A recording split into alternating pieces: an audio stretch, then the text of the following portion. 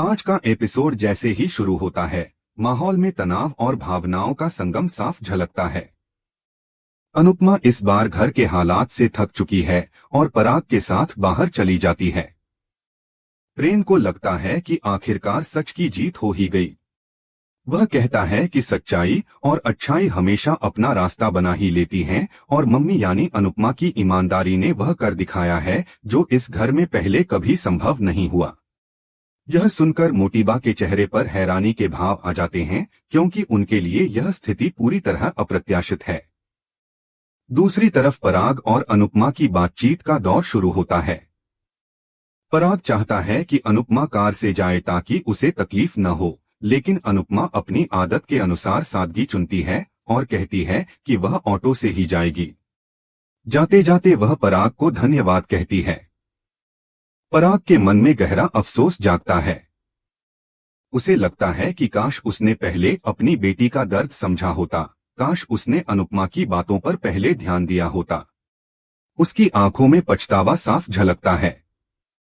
अनुपमा उसे दिलासा देती है और कहती है कि जीवन में ऐसे बहुत सारे काश हर किसी के हिस्से में आते हैं। वह पराग को समझाती है कि अभी भी वक्त है, कम से कम अब वह अपनी बेटी प्रार्थना का ख्याल रखे। पराग धीरे से कहता है कि उसे सबसे ज्यादा चिंता इस बात की है कि पता नहीं उसकी बेटी उसे माफ करेगी या नहीं। वह डरा हुआ है कि शायद प्रार्थना हमेशा उससे नाराज ही रहेगी। अनुपमा उसे शांत करती है और मुस्कुराते हुए कहती है कि बाप और बेटी का रिश्ता बहुत खास होता है। बेटियां चाहे जितनी भी नाराज हो जाएं, लेकिन लंबे समय तक अपने पिता से दूर नहीं रह पाती।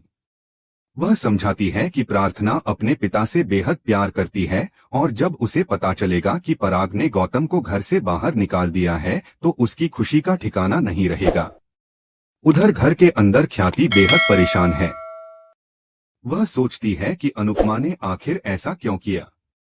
तभी मोटीबा गुस्से में बोल पड़ती है कि सब लोग पागल हो गए हैं, यहाँ तक कि अब पराग भी अनुपमा की बातों में आकर बहक गया है। मोटीबा फैसला करती है कि चाहे कुछ भी हो जाए, वे गौतम को इस घर में वापस लेकर आएंगी। जैसे ही वह यह सोचती है, राही बीच में बोल पड़ती है। वह साफ कहती है कि ऐसी गलती करने की सोचिए भी मत। राही मानती है कि वह अपनी मम्मी से नाराज है, लेकिन इस बार उन्होंने जो कदम उठाया है वह बिल्कुल सही है और उसे हर हाल में समर्थन मिलेगा। वह मोटीबा को चेतावनी देती है कि अगर गौतम वापस आया तो वह अपने बेटे को हमेशा के लिए खो देंगी। राही कहती है कि अगर मम्मी सही हैं, तो वह उनका साथ देने में बिल्कुल पीछे नहीं हटेगी। यह सुनकर ख्याति और मोटीबा दोनों चौंक जाती हैं। दूसरी तरफ अनुपमा अभी भी पराग को समझा रही है। वह कहती है कि इस उम्र में हमें सिर्फ सुकून और बच्चों की खुशी चाहिए होती है। अब झगड़े, नाराजगियां और विवाद सिर्फ थकाने का काम करते हैं। पराग उसकी बात से सहमत हो जाता है और थोड़ी राहत महसूस करता है। अनुपमा कहती है कि फिलहाल उसकी सबसे बड़ी चिंता राही है, जो उससे बहुत नाराज है। गुस्से में राही ने डांस न करने का फैसला कर लिया है। अनुपमा को दुख होता है कि उसकी अपनी बेटी उसकी बात सुनना ही नहीं चाहती, लेकिन वह पराग से उम्मीद जताती है कि राही उसकी बात जरूर मानेगी।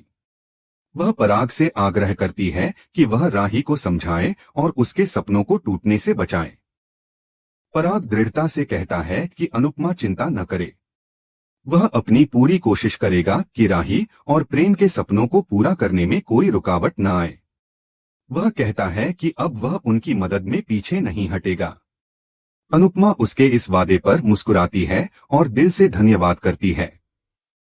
इसके बाद पराग अचानक उससे पूछता है कि क्या वह अब मुंबई लौटने का इरादा रखती है। उसकी आवाज में एक अजीब सा डर झलकता है। वह कहता है कि अगर अनुपमा यहीं रह जाए तो प्रार्थना और भी सुरक्षित रहेगी। अनुपमा उसके डर को दूर करने की कोशिश करती है और समझाती है कि उसे प्रार्थना की चिंता करने की जरूरत नहीं है। अंश प्रार्थना से बहुत प्यार करता है और घर के बाकी लोग भी उसे अपनी जान से ज्यादा चाहते हैं। वह कहती है कि चाहे वह इस शहर में रहे या न रहे, प्रार्थना हमेशा उस घर में सुरक्षित रहेगी। साथ ही वह पराग को यह भरोसा भी दिलाती है कि वह जब चाहे अपनी बेटी से मिलने आ सकता है। इन शब्दों के बाद अनुपमा वहां से चली जाती है। ख्याति छुपकर अनुपमा को जाते हुए देखती है और मन ही मन घबराने लगती है। उसके चेहरे पर बेचैनी साफ झलकती है। उसे समझ नहीं आता कि अनुपमा के जाने से हालात आसान होंगे या और मुश्किल। दूसरी तरफ रास्ते में चलते हुए खुद अनुपमा भी असमंजस में है।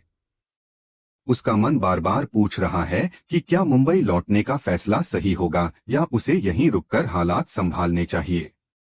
उसकी आंखों में ढेर सारे सवाल हैं, लेकिन जवाब शायद वक्त ही देगा।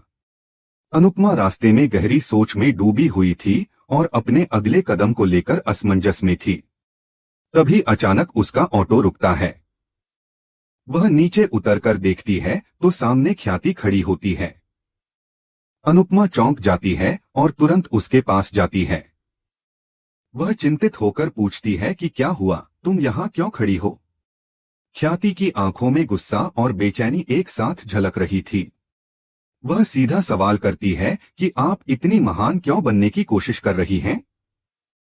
जब आपने सबके सामने गौतम को बेनकाब कर दिया, तब यह क्यों नहीं बताया कि दरअसल आपकी आई ड्रॉप मैंने ही बदली थी। अनुपमा शांत स्वर में कहती है कि उसे किसी से कुछ कहने की जरूरत महसूस ही नहीं हुई। ख्याति और भड़क जाती है और कहती है कि आखिर क्यों नहीं बताया। मेरी वजह से आपकी आंखें चली जा सकती थीं, आपको गंभीर चोट लग सकती थी, आप प्रतियोगिता हार सकती थीं। आपको तो सबके सामने मुझे जलील करना चाहिए था, लेकिन आप अच्छाई का नाटक क्यों कर रही हैं? अनुपमा उसकी आंखों में देखते हुए कहती है कि तुम्हें जिंदगी ने इतनी गहरी चोट दी है कि जब भी कोई तुम्हारे साथ अच्छा करता है तो तुम्हें उसकी नीयत पर शक होता है। ख्याति की आंखों से आंसू बहने लगते हैं। वह कहती है कि मैंने आपको कितनी बार सबके सामने बेइज्जत किया है, मैंने राही को भी आपके खिलाफ भड़काया है, फिर भी आपने मेरे परिवार को मेरा सच क्यों नहीं बताया? आप चुप क्यों रही? अनुपमा धीरे से पूछती है कि मैं आखिर क्या बोलती। ख्याति और टूट जाती है और कहती है कि आप यही बोल देती कि अब मैं पहले वाली ख्याति नहीं हूँ। मैं खुद भी खुद को नहीं पहचान पा रही। क्या मैं वही हूँ जो आपको पहली बार मंदिर में मिली थी? अनुपमा उस पहली मुलाकात को याद करती है। ख्याति कांपती आवाज में कहती है कि मैं आज भी आपसे नाराज हूँ, आप पर गुस्सा करती हूँ, लेकिन उस गुस्से में मैंने ऐसी हरकत कर दी कि खुद से ही शर्मिंदगी हो रही है। मुझे आप पर गुस्सा इसलिए आ रहा है कि आप इतने सबके बावजूद भी इतनी अच्छी क्यों हैं? आपकी आंखों में शिकायत साफ दिखाई देती है, लेकिन आपकी जुबान पर एक शब्द नहीं है। आप ऐसा कैसे कर सकती हैं? ख्याति टूट चुकी थी। वह कहती है कि मैं चैन से सो नहीं पा रही, ठीक से खा नहीं पा रही। मैं पागल हो रही हूँ। मेरे पापों का बोझ कम नहीं था और अब आपकी यह महानता मेरे लिए और भारी पड़ रही है। बेटे की मौत का गुस्सा मैं सहन नहीं कर पाई और अब यह गिल्ट मुझे खत्म कर रहा है। वह हाथ जोड़कर कहती है कि आप अभी मेरे साथ घर चलिए और सबको सच बता दीजिए। वह अनुपमा के पैर पकड़ लेती है और गुहार लगाने लगती है कि उसे इस बोझ से मुक्त कर दीजिए वरना वह मर जाएगी। अनुपमा घबरा जाती है और उसे उठाते हुए कहती है कि ऐसा मत करो। उसकी आंखों में भी आंसू आ जाते हैं। वह दुखी होकर कहती है कि मैं भी एक माँ हूँ। मैंने भी अपनी जवानी के बेटे को खोया है। अगर एक माँ दूसरी माँ का दर्द नहीं समझेगी तो कौन समझेगा? अनुपमा कहती है कि मेरा समर भी एक हादसे में चला गया। गलती किसी और की थी, लेकिन सजा मेरे बेटे को मिली। उसे समर की मौत का दर्द फिर से महसूस होने लगता है। वह कहती है कि अगर मैं भी अपने मन में नफरत और जलन भरकर बैठ जाती कि मेरा बेटा किसी और की वजह से गया, तो क्या वह लौट आता? अगर मैं उस दर्द को कम करने के बजाय गुस्से और नफरत को बढ़ाती रहती, तो क्या मेरा बेटा वापस आ जाता?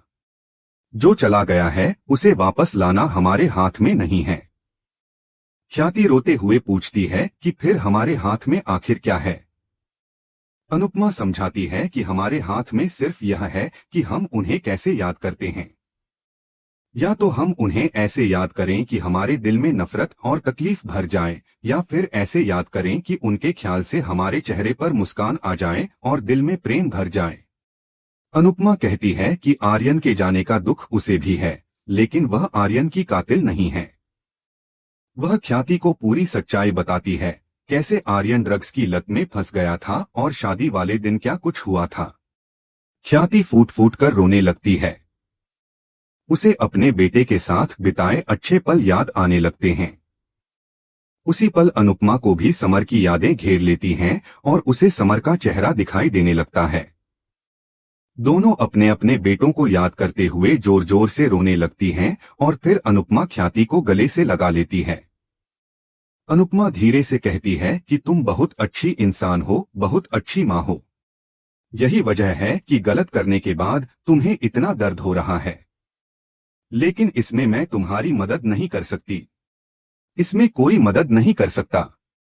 इंसान को अपने कर्मों का बोझ खुद ही उठाना पड़ता है। हम सोचते हैं कि परिवार, घर, पति, संतान सब हमारे हैं, लेकिन असली सच यही है कि इस दुनिया में सिर्फ हमारे कर्म ही हमारे होते हैं। वही हमारे साथ रहते हैं और अंत तक वही हमारे साथ जाते हैं। अनुपमा आगे कहती है कि मुझे भी मेरा समर बहुत याद आता है, लेकिन मैं उसकी मौत को याद नहीं करती। मैं उसकी जिंदगी, उसकी हंसी, उसकी खुशियां याद करती हूँ। ख्याति सिसकते हुए पूछती है कि मैं अपने दिल का बोझ कम कैसे करूं। अनुपमा कहती है कि यह पत्थर तुम्हारे दिल पर तुमने ही रखा है। इसे हटाना भी तुम्हें ही होगा। अगर तुम सच छुपाना चाहो तो छुपा लो, बताना चाहो तो बता दो, लेकिन मुझे इसमें बीच में मत लाओ। ख्याति उसकी बात सुनकर हैरान रह जाती है। अनुपमा वहां से चली जाती है और ख्याति वहीं खड़ी परेशान और टूटी हुई रह जाती है। एपिसोड यहीं खत्म होता है, लेकिन अगले एपिसोड की झलक दिखाती है कि किंजल को लगता है कि उसकी गैरमौजूदगी में कोई कमरे में आया था। अनुपमा को भी गौतम की धमकी याद आती है और वह सोच में पड़ जाती है कि कहीं गौतम उसके घर तक तो नहीं पहुंच गया। वह घर में खोजबीन करती है और तभी उसे एक परछाई दिखाई देती है, जिससे कहानी एक नए मोड़ की तरफ बढ़ने लगती है।